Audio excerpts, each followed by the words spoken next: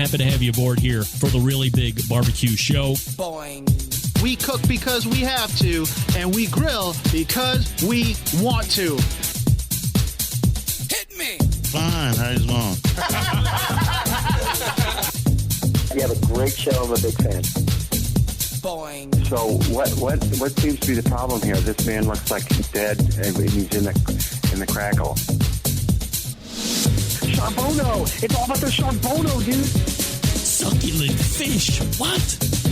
He ate 54 wieners. Now listen, Libertius, shut your face. I'm shaking like a dog shit peach seeds. We have top men working on it right now. Top men. And just like that, we are into the second hour.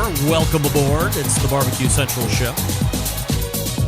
On this show, we are particularly fascinated with talking about things that are relevant to the industry of live fire cooking, barbecue, grilling, and or otherwise. We just spent 2 segments with Meathead from AmazingRibs.com talking about grilling or high-heat pizza cooking. Both ways. If you've had it both ways, what do you like?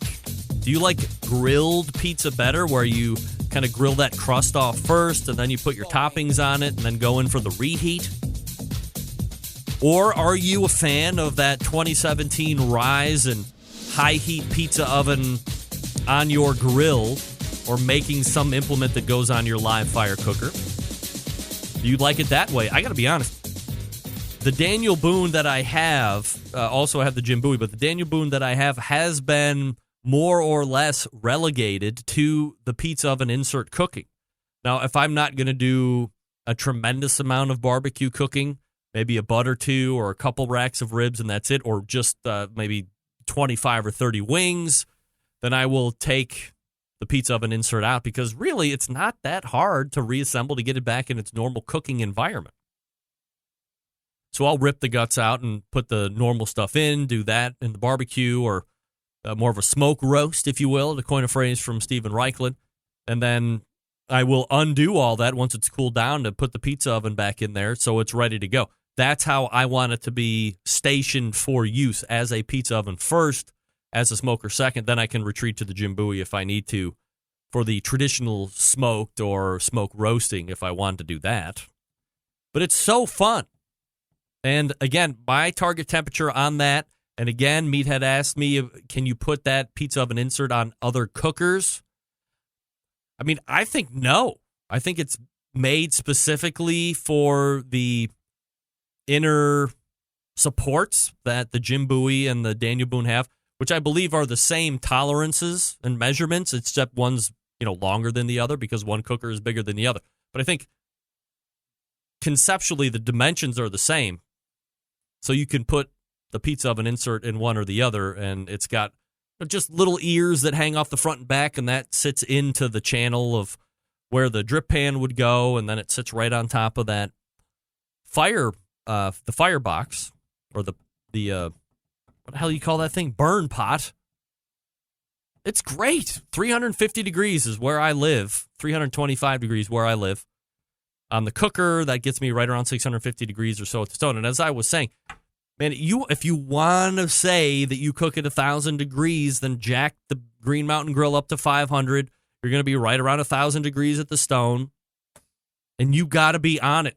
And the minute it turns, the minute you pay not as close attention that you should be, it goes wrong real quick, and you can't bring it back. You're like, once it's overshot, you're screwed. It's like overdoing a steak. Once it's gone over, that's it. Can't go back. Can't go back. So be careful. Give yourself a little bit more room to move by cooking a little less hot. I mean, why not? Still to come on the show, Grant Siegel, King Solomon Foods. Also, Terry Rohn from the Steak Cook-Off Association, 2018 world champ, by the way. While you're at it, don't forget to follow me socially at BBQ Central Show on Instagram and Twitter /BBQ Central Show on Facebook. Trying to bring you some good content. As I had mentioned before, I will get you a Bubba Burger winner sooner than later. I just kind of lost track of that. My apologies. But again, I appreciate the reviews and ratings that you left me. There's a small handful of you that are in line for some free Bubba Burgers and some swag on top of that. Email from John Lindsay. Hey, Greg, my name is John Lindsay, and my competition team's name is all queued up, and I'm from Jonesboro, Arkansas. I've emailed you a few times throughout the years, but I'm always a dedicated listener to the program. I just wanted to drop you a quick note and thank you for the attention you have placed on not only the SCA, which we will be talking about, and to not only in the last segment of the show this night, but to next week's show as well, but the world of competition steak cooking in general. I always listen intently to any breaking news that may come across the show. When I started out in KCBS barbecue about 4 years ago, the first training I was able to get was the roundtable discussions from the Barbecue Central show. As a new competitive cook, those episodes were invaluable to me. Of course, I listened to all of them over and over again. It was a help, and I really appreciate you broadcasting them. Now, fast forward 4 years to 2018, I'm no longer cooking on the KCBS circuit, but I'm a full-blown Steak Cook-Off Association steak cook with right at 35 contests this year and still counting. 35 contests! Woo! Go ahead, John. Go ahead. Lost my place. I have cooked and placed in 7 states this year. We are ranked number 4 in the Pelicans points chase.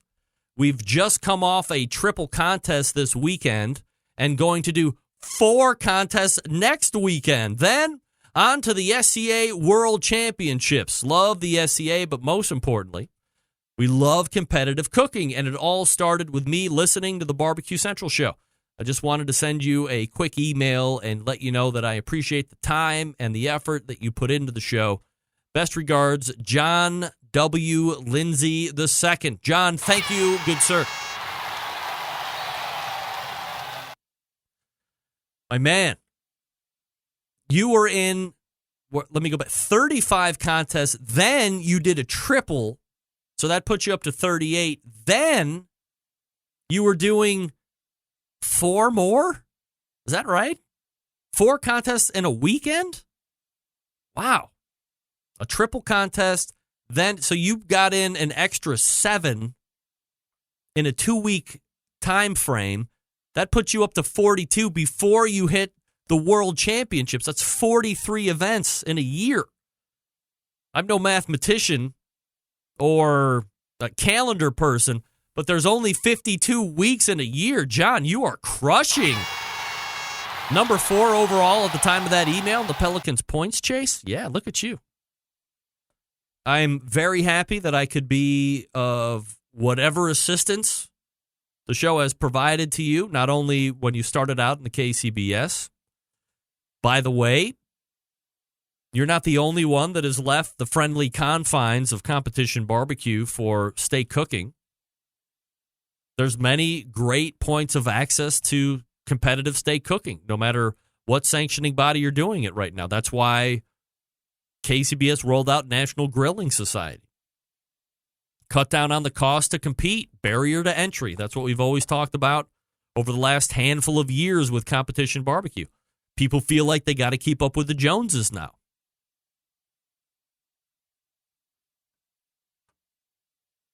Oh, dear. Reading a text message that has nothing to do with the show, and I am not happy. Oy, hey. Steak cook-off, no matter what the sanctioning body, or competitive steak cooking, I should say, not the favor. $200 to enter? Is it $225, $250 maybe?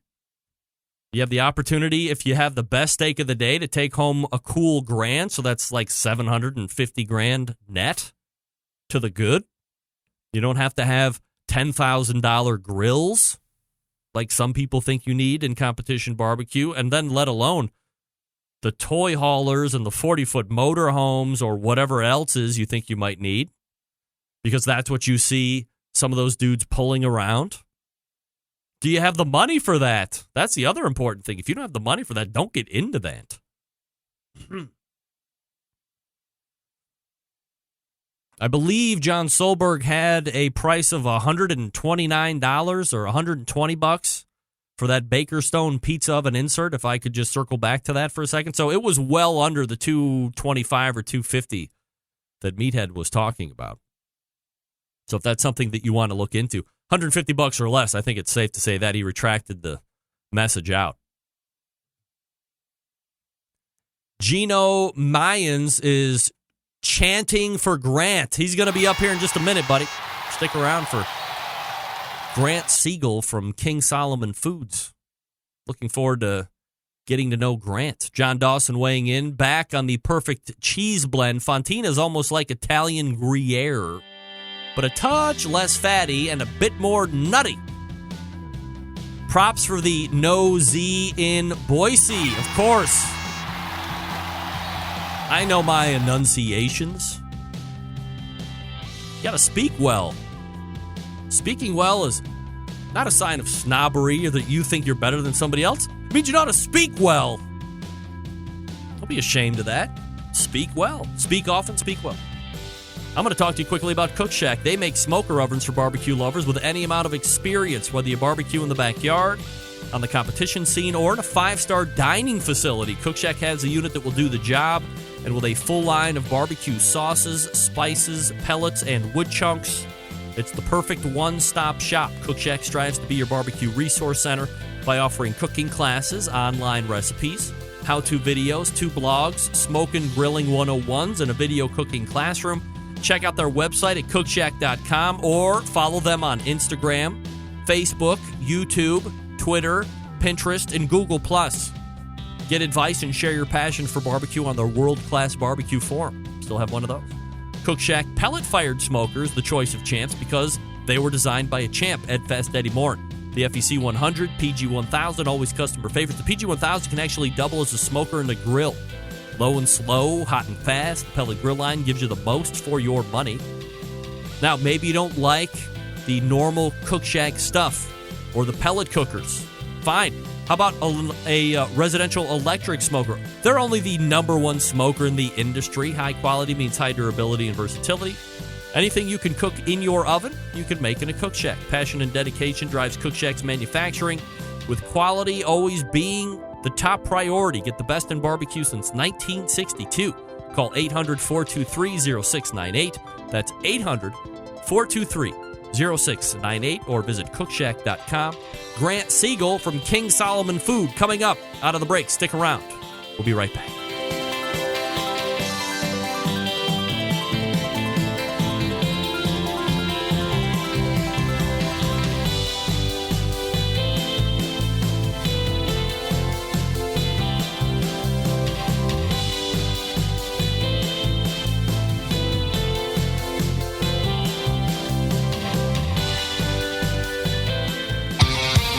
The only show giving you a monthly visit from a doctor of barbecue. A man actually named Meathead. The author of a barbecue Bible. Bloggers, reviewers, competitors, and manufacturers by the dozens. It's the Barbecue Central Show. Once again, here's your host, Greg Rempe.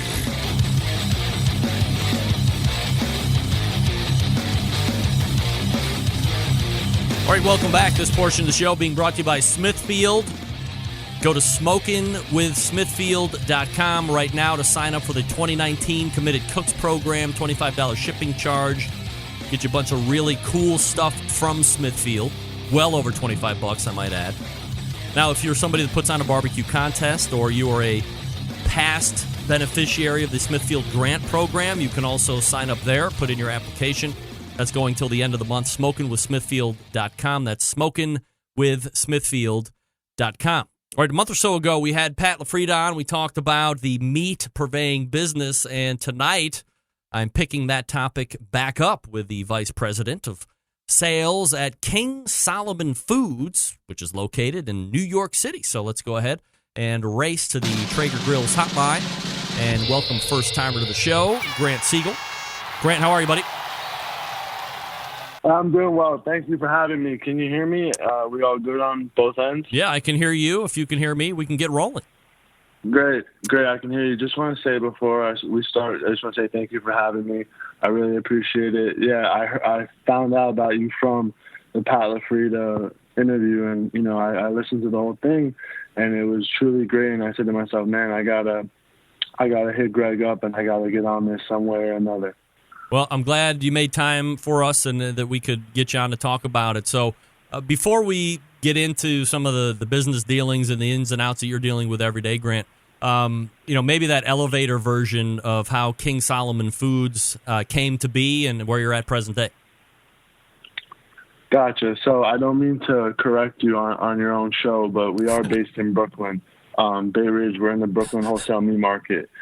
And that's kind of the basis of our business. We thrive on being Brooklyn bred and Brooklyn born, and that's very important to us. The concept of the business first started in 1920 when my great-great-grandfather, Charles Solomon, he was actually unloading produce and vegetables, and someone came up to him and said, hey, there's an opportunity in poultry. The crates are much heavier. You can get into this and make a little bit more money. And, I think we all agree that was the best decision he ever made. The business first started really moving poultry, and by 1928, my great-grandfather partnered up with his brother, and they started a business called Solomon Brothers. And they had 2 locations in 14th Meat Market, which is now Meatpacking, and Fort Greene Place, which is currently right across the street from the Barclays Center. So they were truly in the heart of meatpacking and the heart of Brooklyn. Due to complications, my great-grandfather passed away, and that's when my grandfather, Arthur Solomon, joined on. And he decided that he wanted to take the business solely in Brooklyn. So he kind of shifted and did his own thing. And at that time in the 50s, we were still solely doing poultry. We had a very nice business, and at the time, they were solely content doing poultry. And at that time, poultry was a hot commodity, and they made a very nice living. It wasn't until the mid-1970s that my uncle, Stephen Solomon, who's currently our president and CEO, joined the force, and he kind of took it over at 19 years old. I'm 23, and I'm just starting this, and to think back, and this at the time, a kid just being thrown into a meat market and having to tell grown men. Mm-hmm. And at that time, I only hear stories, but what went on back then in the meat markets was just absolute savagery. And so from then we really transitioned into, besides poultry, beef, of course, pork, obviously poultry, and provisions. And so that's kind of where we are at this point. We're the oldest wholesalers of poultry in Brooklyn, but we're also one of the oldest wholesalers in general in Brooklyn. So one of our oldest accounts, just to kind of talk about some of the accounts we have, is Junior's Famous Restaurant. Mm-hmm. I mean, we've had that before you and I were born combined. And in addition, we had Peter Luger's, and we were selling them chicken. And so, people always say, oh, what's your most famous restaurant you work with? And obviously, first thing I say is Peter Luger's. But it's just funny to think that it all started with some chicken, but now, we provide them with their fresh hanging short loins.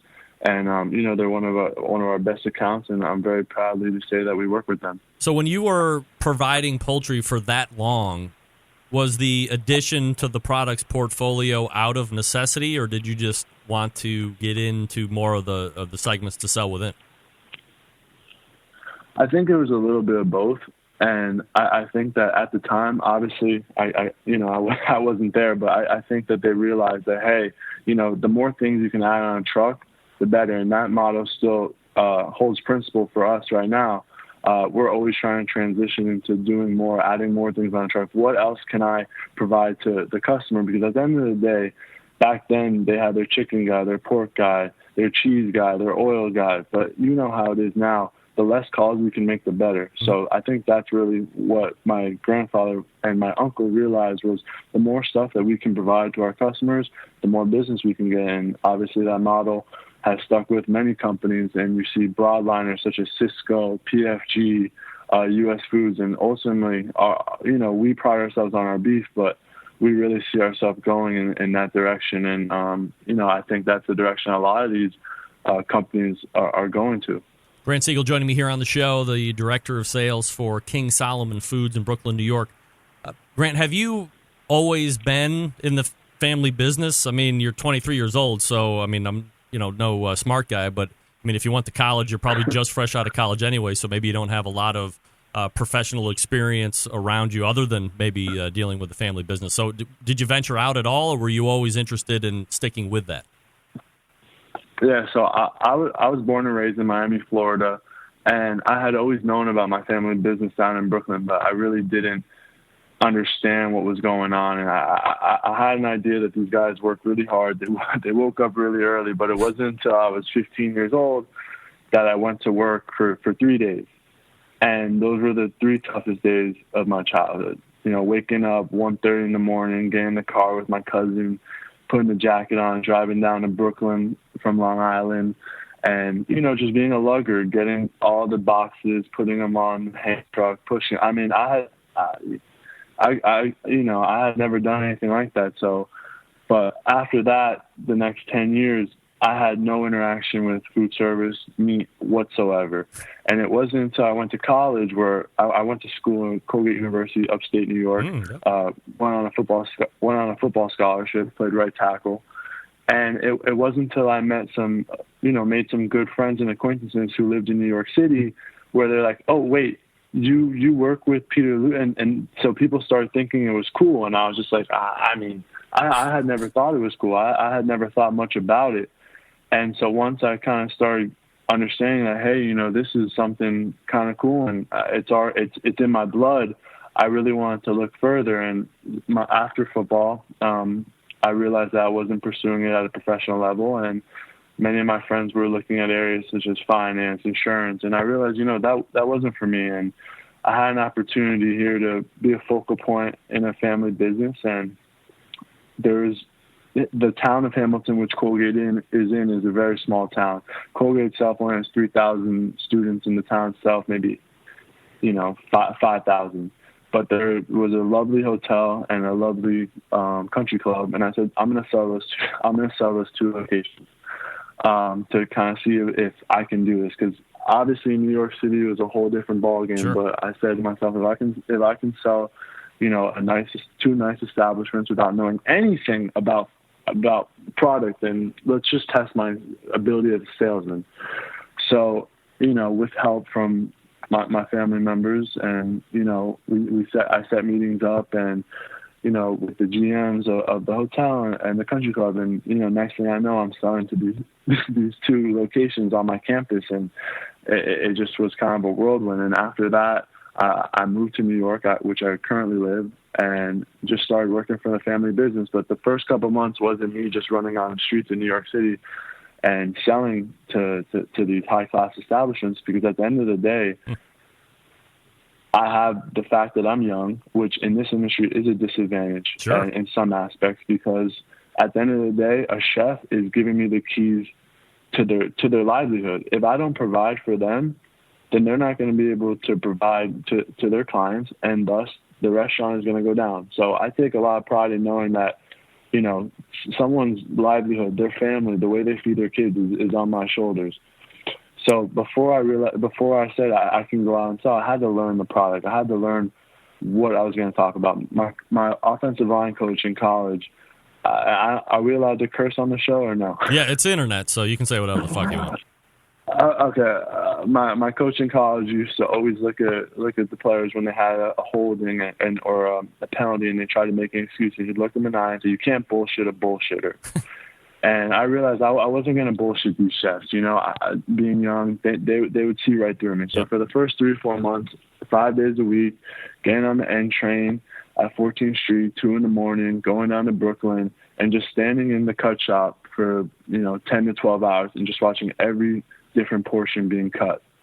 Our facility in Brooklyn, in the Brooklyn Wholesale Meat Market, is a 25,000 square foot facility. We have so many different products, from pork, chicken, beef, any brand you could really think of. And I'll get into this a little bit later, but what gives me the ability to go up against a lot of people who have a brand name in the industry, like a Lafrida, like a Driscoll, like a DeBraga, is that, we're buying directly from the source. So a lot of their secondhand, third hand, we're buying direct, which enables me to offer my clients cost-efficient rates. But going back to our facility, we have a very large facility with, you walk in and it's like the old meat plants, like Rocky. There's just hanging meat everywhere. And I'll get into that as well. But we have the hanging meat, and then you have the cut shop, and you have your freezers, and you have your dry age room. And so for a kid walking in the first time, I mean, it's a little overwhelming. But, we had a gentleman at the time who was easing me through things and showing me, different cuts of beef, pork, and I mean, I didn't know what an airline breast piece of chicken was. I didn't know a lot of things, and I still don't know a lot of things. I mean, I didn't have the, I'm not going to say it's a luxury, but I didn't have, I wasn't Pat Lafrida sweeping my grandfather's butcher shop at 10 years old, I didn't have that. And, it really helped them. And I see why, he propelled. And, Pat, I have the utmost praise for that guy. Everything he's done, I try to emulate. I mean, his book is on my coffee table as we speak. But so I really had to learn the product. And so after a couple months, 4 or 5 months, that's when I ventured out into the city. And, obviously at the time I still didn't know much, but just the competitive nature that I have from being a Division I college athlete and the charisma that I think I have kind of enabled me to, meet chefs and put my name out there. But, being in sales in New York City is very tough because the city is a cold place, man. No one has sympathy for you. But at the end of the day, you can walk out of gang. I went to a steakhouse. I'm not going to say the name. I introduced myself, I introduced my cause. The gentleman looked at me and said, "Get the fuck out." I said, "Sir, I don't mean to cause trouble. Here's my card. Just please." He looked at me, put my card up in the air and ripped it. So, and that was 2 months into the job.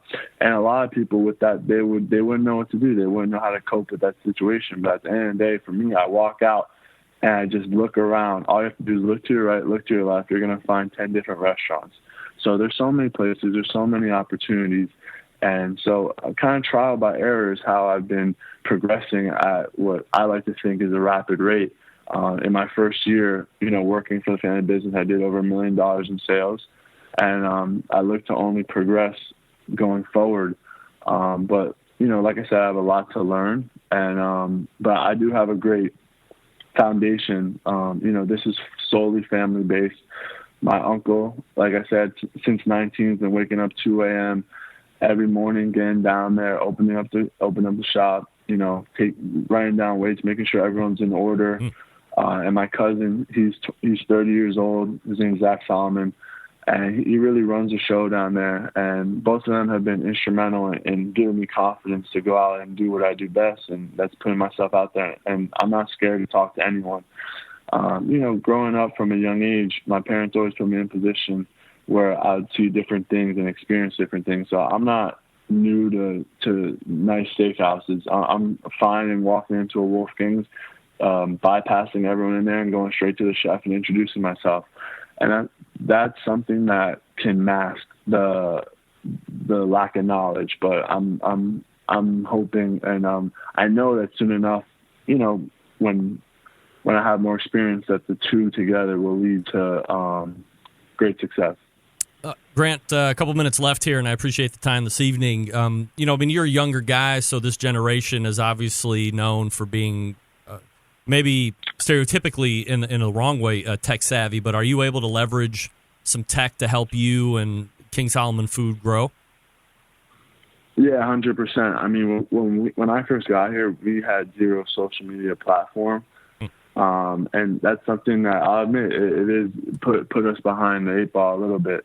But I started our Instagram up, started some social media networks, and it has helped. I've, reached out to many different people on social media. For example, a gentleman, I'm not sure if you're familiar with him, his name is Johnny Prime. That's his handle on Instagram. And, you know, he's a steak aficionado. He goes to all the steakhouses in New York. And I introduced him. It's very similar to the way I introduced myself to you. And I just said, hey, look, I have a cool story. I have a cool facility. I'd love for you to come. And, you know, he wrote a whole 1,000-word article about me and my company. And that's something I send to every person I write an email to or I want to work with. You know, I always reference that article. In addition, though, what's funny is that many of the top, you know, purveyors, they have Instagram accounts such as, you know, Masters, Pat LaFrida. Yep. And I'm not sure who's running these accounts, but, you know, they tag all of the restaurants that they're working with. So when I first started, I'm like, all right, how am I going to figure out where my competition is? All I had to do was look at Instagram, and they told me. And, you know, I was following all these different people and seeing where I could go and try to leverage that. And it was funny because obviously the first person I followed was Pat LaFrida and trying to, you know, poach him a little bit. And one day I went to his profile and I couldn't see anything. And I said, what's going on? It says this user is no longer here. And I said to myself, did I just get blocked by Pat LaFrida on my personal Instagram? Blocked. And when he blocked me, I looked myself in the mirror and I said, all right, I'm here. I'm here. Go. So it was a funny, cool moment. But yeah, social media is a great thing, and I think all purveyors are using it to kind of get in front of one another. Grant, do you see a meat trend coming in the next 12 months that maybe nobody has any visibility on, or it's just kind of touching off right now? You know, one thing that I guess I would say is starting to pick up is the business of the fresh meat. And reason being is because every day and every week and every month that goes by, more people are stopping their fresh meat program. And we're one of the few purveyors that still offer fresh, prime, short loins, strip loins, whatever you name it. So I think that the more time goes by, the more distributors are canceling or shutting down their fresh meat programs. I think that business and that niche is going to explode, and whoever still has it is going to, you know, reap the benefits of it. Grant Siegel is the director of sales, the vice president of sales at King Solomon Foods. By the way, the website, if you want to check it out, kingsolomonfoods.com, proudly located in Brooklyn, New York. All right, so correct me here, Grant, as you did on my show. Isn't Brooklyn part of New York City? It's one of the 5 boroughs, right? I would say Brooklyn is a part of New York, but Brooklyn isn't. When you say New York City, I would say you're referencing Manhattan, and Brooklyn and Manhattan are 2 different locations. Are we also getting into? I'm on your show. I'm not Italian. I'm Sicilian, kind of a thing, right? I get it. Hey, it's your world. It's your world. I'm just living in it. No doubt.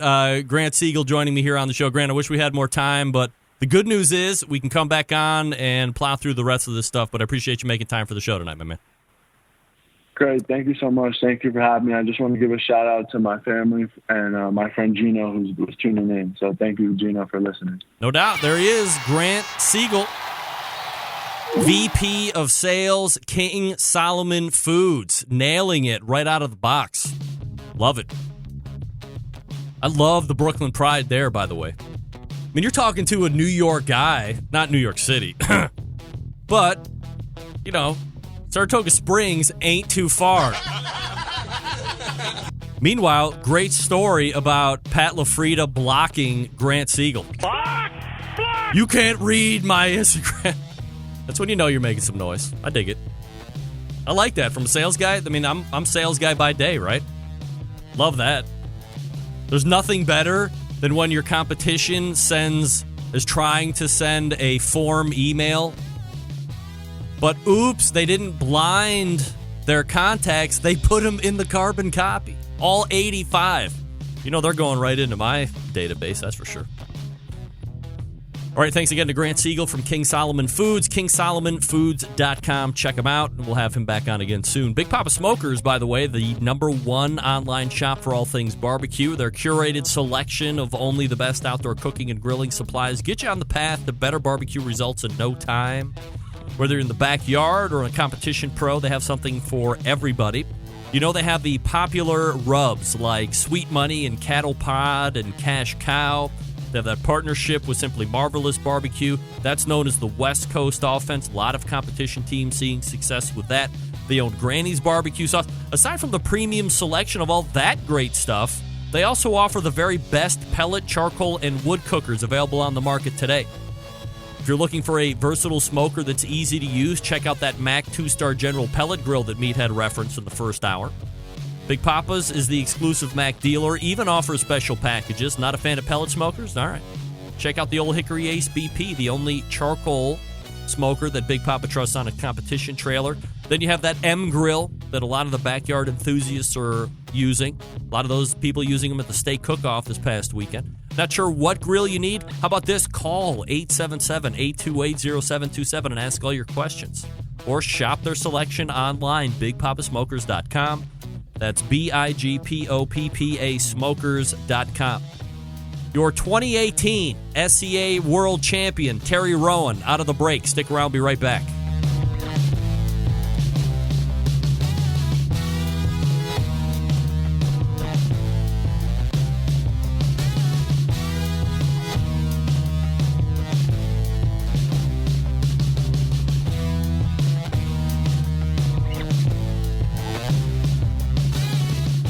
Continuing to produce incredibly mediocre content in an exceptionally professional way.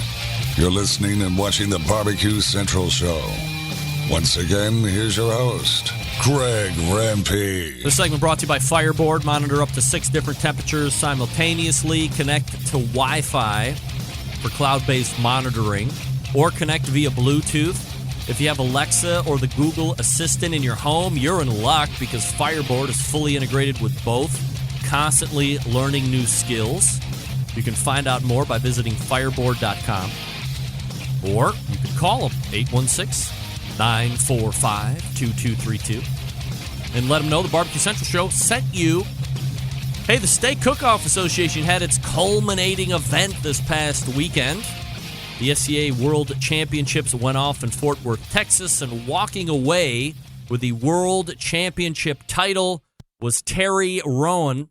So let's head to the Traeger Grills hotline and welcome back, friend of show, Terry Rowan. Terry, how are you, buddy? I'm doing great.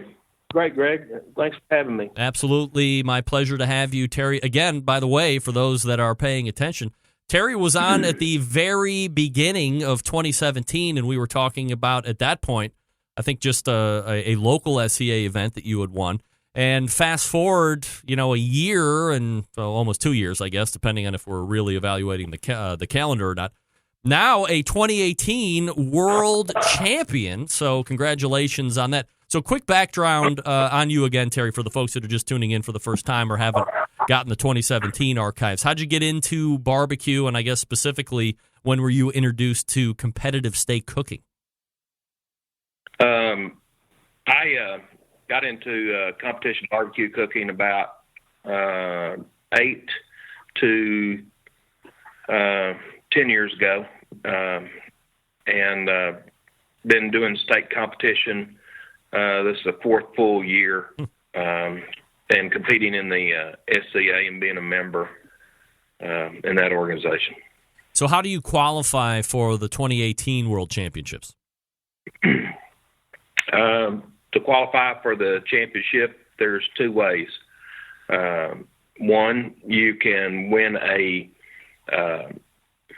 promoted competition throughout the year that they have very, very many of. Mm-hmm. You win that you get your golden ticket to the World Championship, or you can get to the World Championship on an at-large bid. So throughout the year, if you've accumulated, they'll take the top 10 in points of individuals that have not actually won a particular competition. So did you qualify? Did you get the golden ticket by winning an event, or did you get the golden ticket through the points? Yes, we got the golden ticket by winning an event in Perry, Oklahoma. That was our first. When was that? What time of the year? Yeah, that was early June.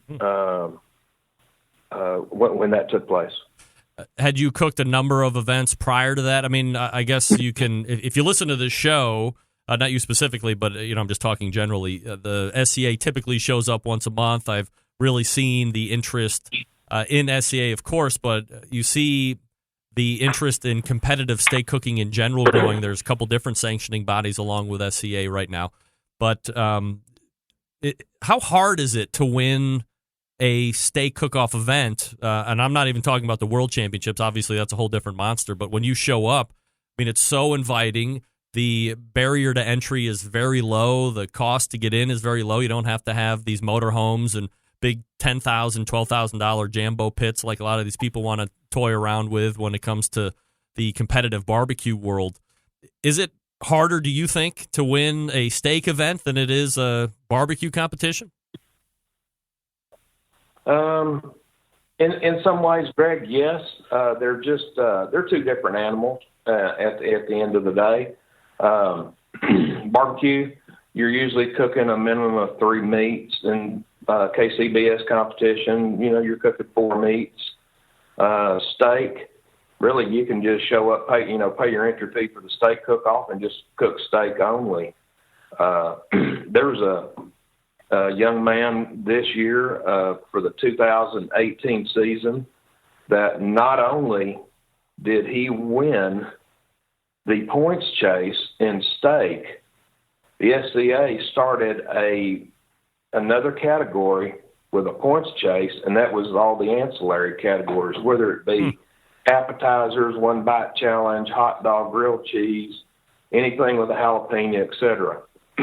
He won the points chase for that, and that man's name's Chuck Edwards, and I would really like to call him out and congratulate him on a huge feat. I mean, the young man cooked 46 comps this year, and I think about 43 of those he was doing appetizers as well. So, yes, he can make it as challenging as you would like for it to be. Terry Rowan joining me here on the show. I guess for the folks that aren't familiar with the World Championships themselves, this isn't just like a normal one-off, one-day event. This is a whole 2-day process where you have to qualify to get into the finals, correct? That is correct. All right, so how do you wind up day one in order to get into the final day? Well, if we back up to the 2018 season, we started the month of June with a grand total of 8 points.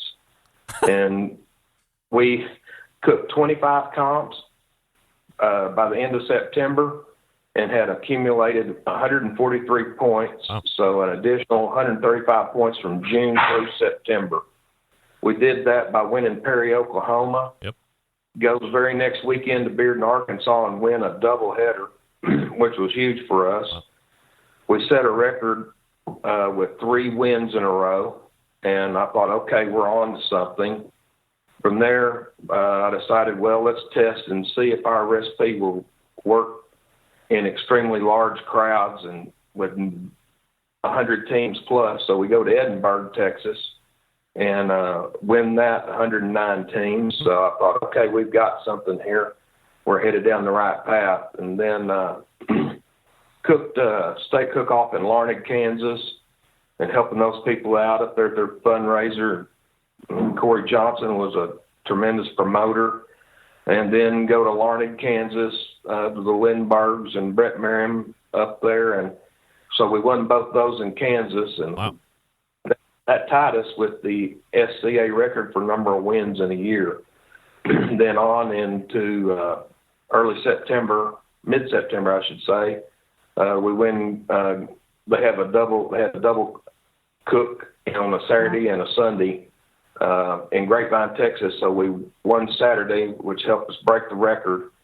And then the last weekend on that Friday night, we won again in Carrollton, which gave us 8 wins for the year going into the championship. So we got hot at the right time and really developed some consistency and took a little tweaking here and there in our process, but we were very, very fortunate this year, and a lot of luck went with it.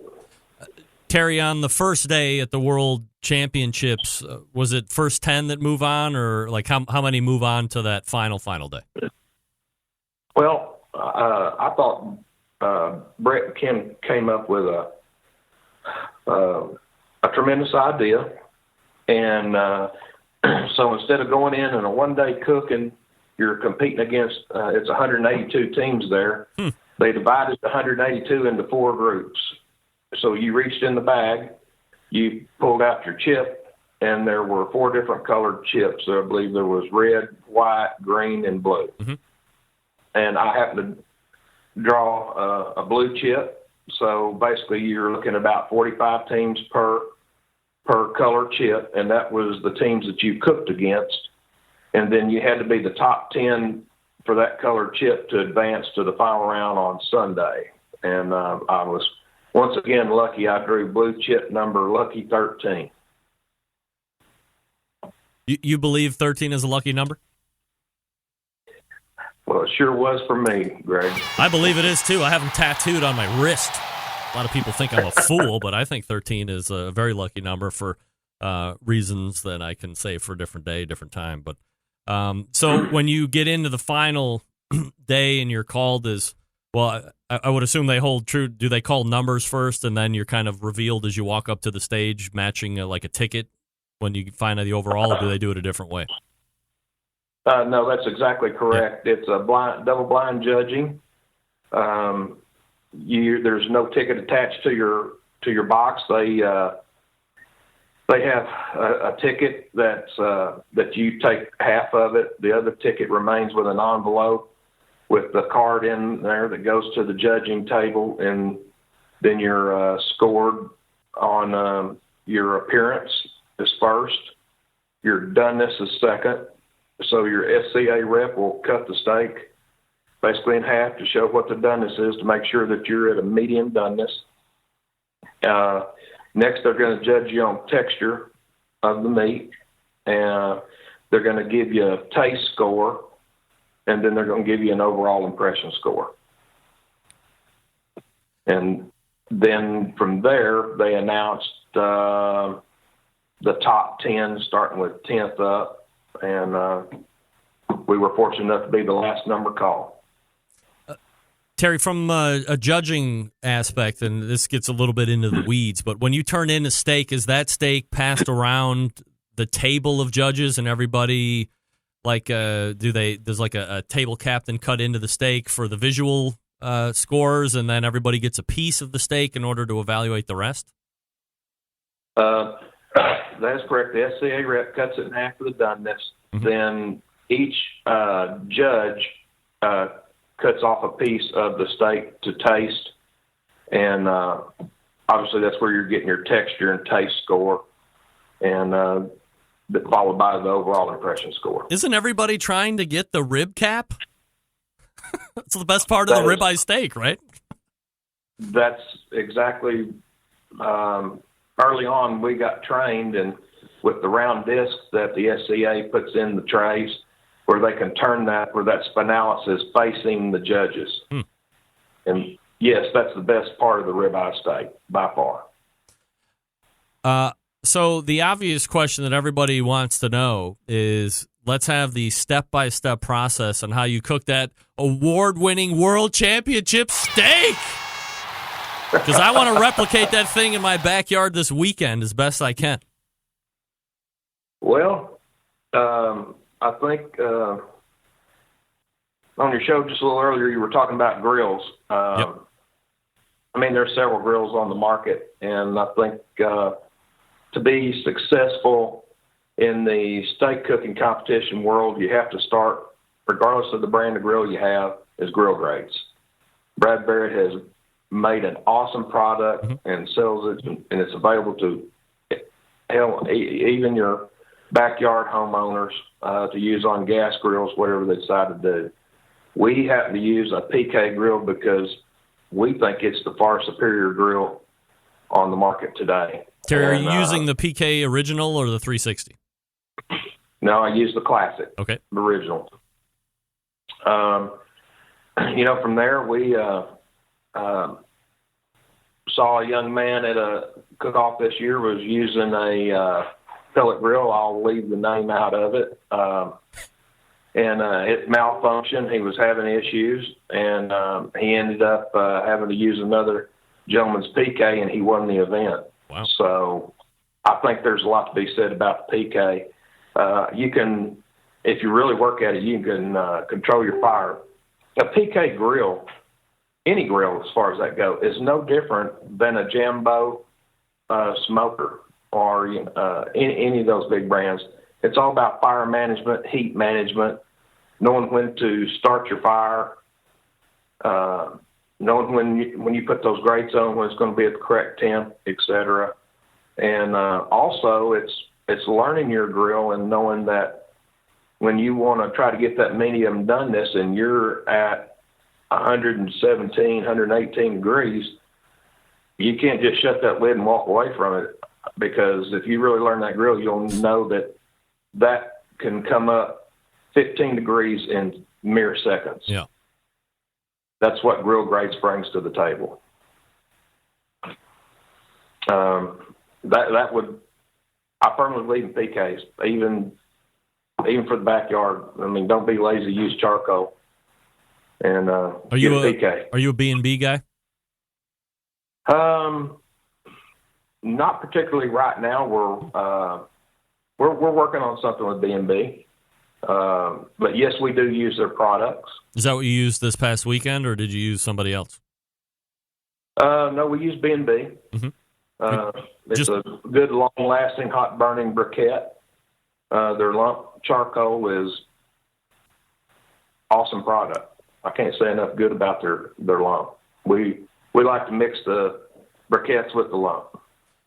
So that's an interesting point, because I've often thought from a searing standpoint, the lump would give you that higher heat in order to get where you want. But then I've talked to a number of the competitive steak guys that say, I can see where you would think that, but really it's the briquette that you can really control more. It's a unit of heat measurement because everyone is the same, blah, blah, blah. And you mix the two. So do you find that sometimes you get higher temperatures than others because of that lump, or are you able to mitigate any real peaks and valleys because of, I guess, the product, but you have become accustomed to working it? Well, I like my chimneys full of lump and briquettes 2 hours before I want to start cooking. And then that gives me the opportunity for the coals to really get good and hot, settle down. I'll take an infrared thermometer. I'll check the temp on the grates, because at that point the charcoal is evenly spread out in the grill, and I will remove the charcoal based on the temperature readings I get that I would prefer to cook on. What's your, what grate temperature are you shooting for? I've seen some teams in that mid 600 to 700. Do you have a preference? I think about 650 works really good for what we do and the product that we turn out.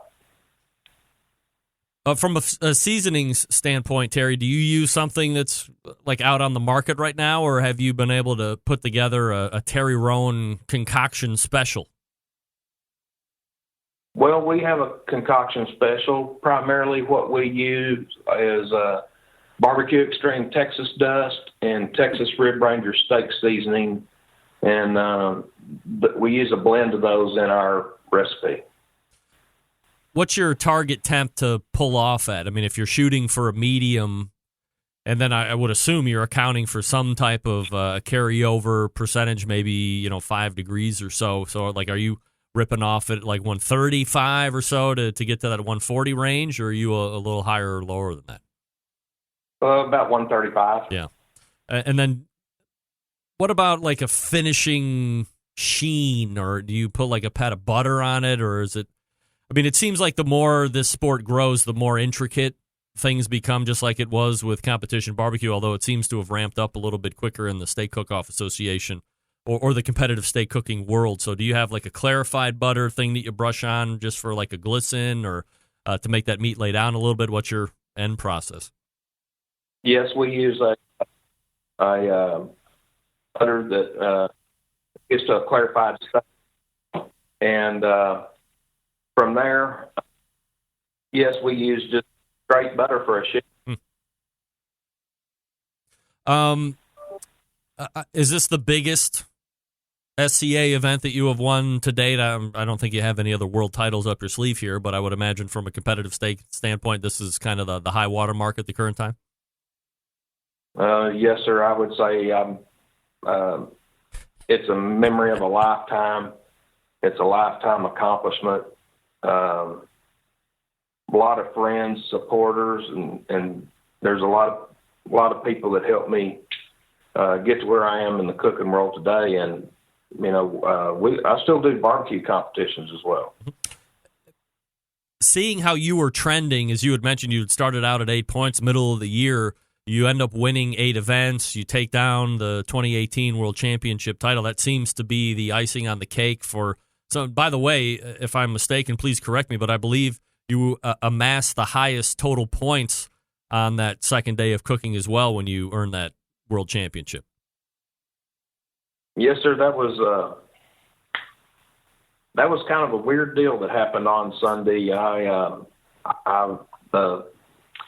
course, the final 40, you draw a chip that's numbered, and that's the order in which you pick out your steaks. And you go through one round, and then they do what they call a reverse snake, and so number 40 picks first on the second round. And I happened to find this one particular steak that I really loved and couldn't believe that I missed it on the first round. And believe it or not, our second pick steak is what we ended up using, and man, the cut of meat was, for both steaks, was just awesome, melt in your mouth, and it really did us right on that end. It was just a picture perfect steak. Couldn't ask for anything better, and the meat, that cut of meat, cooperated with our cooking style very well. So, Terry, how it all went down. Do you have any sponsors that you want to mention? Well, yes, Lone Star Beer is my primary sponsor. My other 2 sponsors that we have today are Barbecue Extreme and Texas Rib Rangers. And without the 3 of them support, we could not have traveled and competed in 25 state cook-offs in the regular season and do what we love and enjoy. And we're looking to maybe get us a grill sponsor for this coming year and go from there. Last question, Terry, and I appreciate the time tonight. Were you surprised that Johnny Joseph made an announcement that he was going to be retiring from competitive steak? Yeah, yes, I was. To answer your question, I think Johnny likes cooking steak and competing too much, so we'll see what Johnny, what the future brings for him. Where are you going to be competing at next? This Saturday, we will be competing in Colleyville, Texas, which is really just right north of Fort Worth, Texas. He is. Is this a barbecue, or are you back to steak right away? No, we're going to run steak probably for 3 more comps, and then we're going to do a steak barbecue combo at the end of November. He is Terry Rowan, and your 2018 World Championship Steak Cook-Off Association title holder. Terry, really appreciate you coming on tonight and recapping the big weekend. Congratulations again. You bet. Greg, thank you for having us on the show again. You got it. There he is, your 2018 SCA World Freaking Champion, Terry Rowan. You can get in touch with the show by sending Severe via the Traeger Grills hotline. Yummy. One of these days, I'm going to get that transition right. You'll see. By the way, if you were wondering, if you don't know the rules for the World Championship Steak Cook-Off Association, how much do you win with that World Championship steak? How about 10 grand, Polly? Yeah, that's a good payday. 10 G's. Hey, the barbecue guru has always believed that cooking should be simple and fun, because it can be, especially with the Monolith Barbecue Guru Edition grill. The Monolith is the world's first temperature-controlled smoker with a built-in power draft fan. This means smarter control, greater freedom with automatic temperature control. Easily choose your cooking time and temperature, and let the Monolith do the work of a sous chef or barbecue pitmaster. With minimal effort, you now have oven-like precision at the grill and can serve the tastiest, juiciest meals each and every time.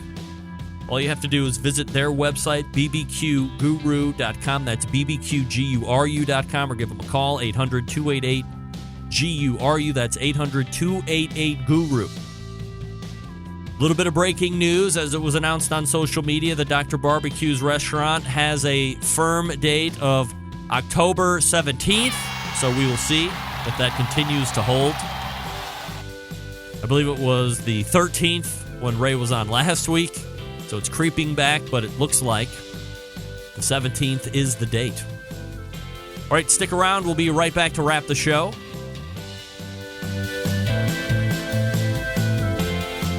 This is Bobby. And this is Jennifer. And we're from Cleveland, Ohio. And you are listening to the Barbecue Central Show. Whole packers, full racks, legs and thighs, injecting butts.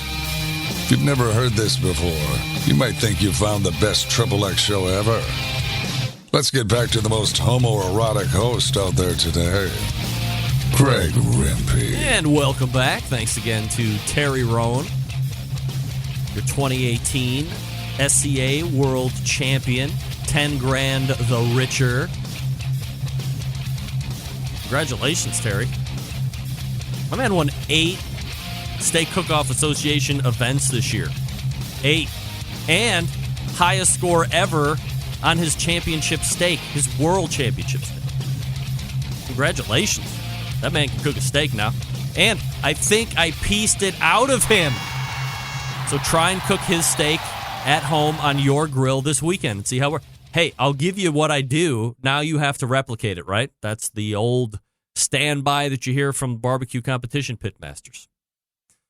John Dawson weighing in on an email. Subject line, Solomon dude. 3 words, egotistical, desperate, wannabe. John, damn, dude. Brutality coming in from Boise. I don't know. I thought he was pretty aggressive. In the world of sales, you walk the fine line. So you can come off one way or the other depending on who's listening and how they're made up, this, that. Being a sales guy by profession, I appreciate the fact that he was kind of figuring out ways to grab customers. You might not like that. John obviously thought he was egotistical, desperate, and a wannabe. I don't know about that.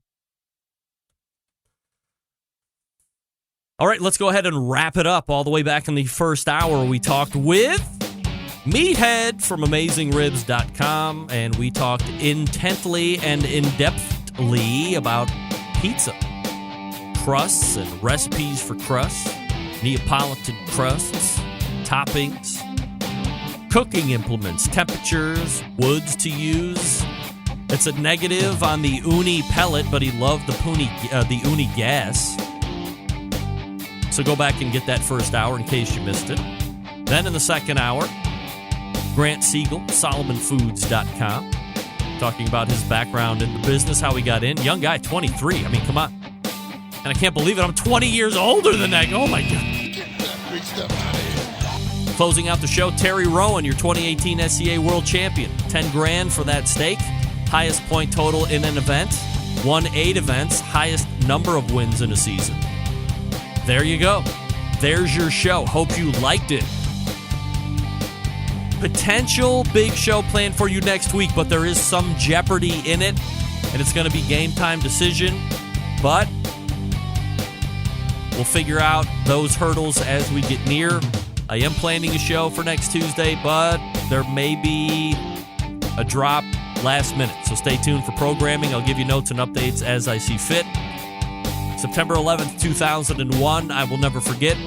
Until next Tuesday at 9 p.m. Eastern Standard Time, this is your program host and proud U.S. American, Greg Rempe saying good night now.